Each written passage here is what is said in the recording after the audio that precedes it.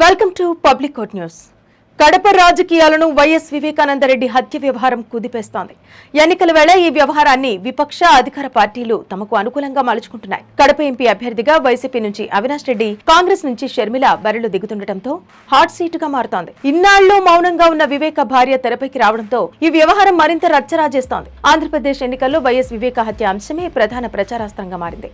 వివేక హత్య చుట్టే ప్రధాన పార్టీల ప్రచారాలు సాగుతున్నాయి. వివేకానందరెడ్డిని హత్య చేసింది మీరంటూ విమర్శలు చేసుకోవడంతో రాష్ట్ర రాజకీయం వేడెక్కింది. వైఎస్ వివేక హత్యపై ఏపీ సీఎం జగన్ తాజాగా సంచలన వ్యాఖ్యలు చేశారు. చిన్నాన్న వివేకానందకు రెండో పెళ్లైంది వాస్తవమని, సంతానం ఉన్నదే వాస్తవం అంటూ వ్యాఖ్యానించారు.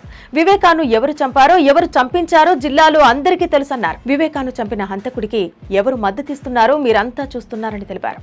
వివేకాను ఓడించిన వారితోనే చెట్టాపట్టాలేసుకుని తిరుగుతున్నారంటే అర్థమేమిటని షర్మిల, సునీతలను ఉద్దేశించి జగన్ ఫైర్ అయ్యారు. పులివెందులలో నామినేషన్ సందర్భంగా ఏర్పాటు చేసిన బహిరంగ సభలో జగన్ ఈ వ్యాఖ్యలు చేశారు. కడప రాజకీయాల్లో వైఎస్ వివేక హత్య వ్యవహారం పెను ప్రకంపనలు సృష్టిస్తోంది.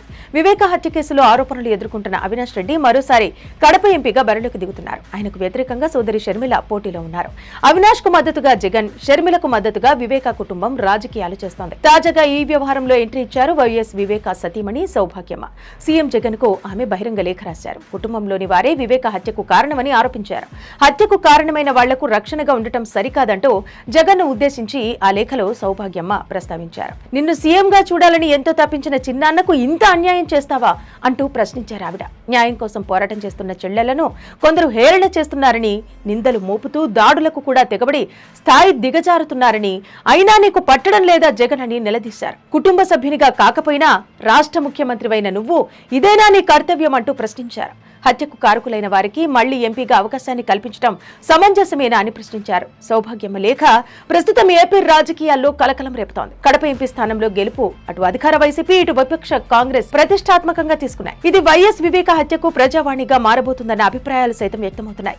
వైఎస్ వివేక అనుమానాస్పద స్థితిలో మృతి చెంది 5 ఏళ్లైంది. అవినాష్ రెడ్డి హత్య చేశారంటూ వివేక కుమార్తె సునీతారెడ్డి న్యాయ పోరాటం సాగిస్తున్నారు. ఆమెకు అండగా ఉన్న షర్మిల ఎన్నికల బరిలో దిగటం ప్రాధాన్యత సంతరించుకుంది. సునీతారెడ్డి సైతం షర్మిలకు మద్దతుగా ప్రచారం చేస్తున్నారు. ఇప్పుడు వివేక భార్య సౌభాగ్యమ్మ ఎంట్రీలో ఈ వ్యవహారం మరింత ముదురుతోంది.